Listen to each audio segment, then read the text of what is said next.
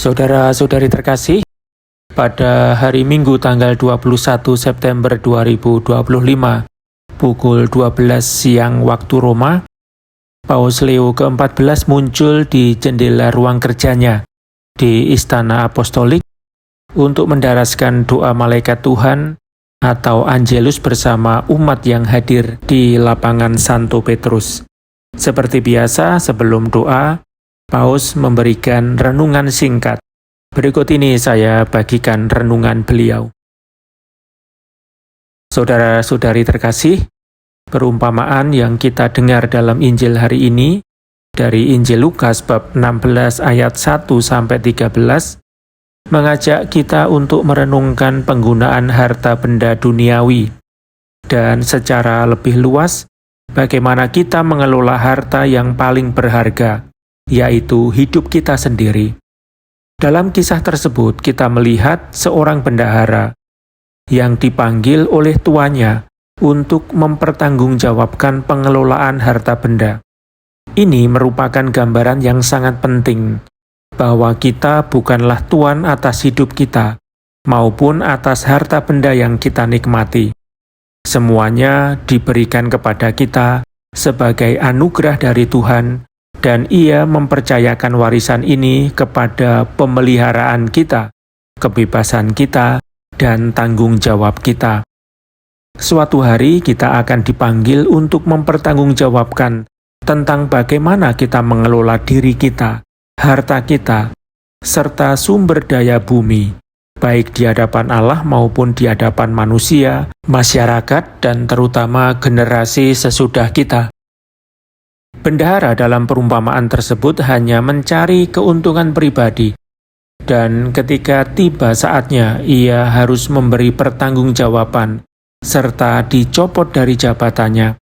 Ia harus memikirkan apa yang akan dilakukan untuk masa depannya.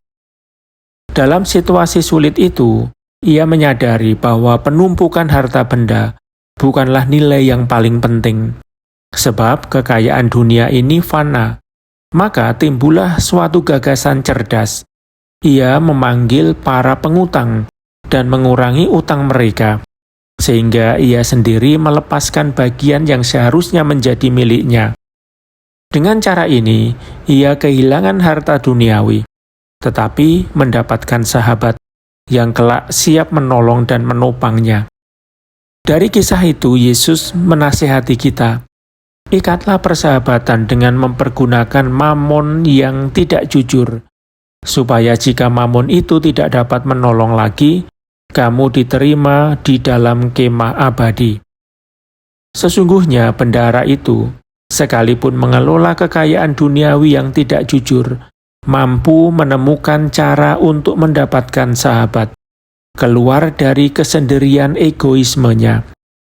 Terlebih lagi kita, yang adalah murid Kristus dan hidup dalam terang Injil, harus mempergunakan harta dunia ini dan hidup kita sendiri dengan mengarahkan pandangan pada kekayaan sejati, yaitu persahabatan dengan Tuhan dan dengan sesama.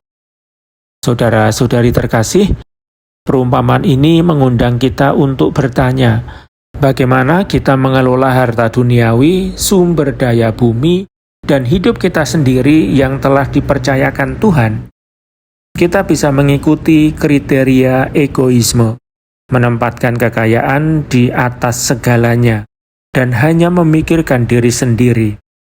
Tetapi itu akan membuat kita terasing dari orang lain dan menebarkan racun persaingan yang sering menimbulkan konflik.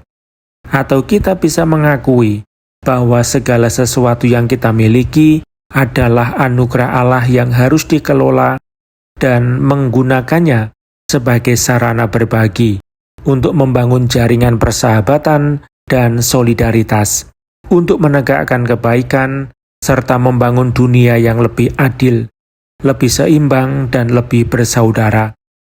Marilah kita mohon agar Santa Maria berdoa bagi kita dan menolong kita mengelola dengan baik apa yang dipercayakan Tuhan dengan adil dan penuh tanggung jawab.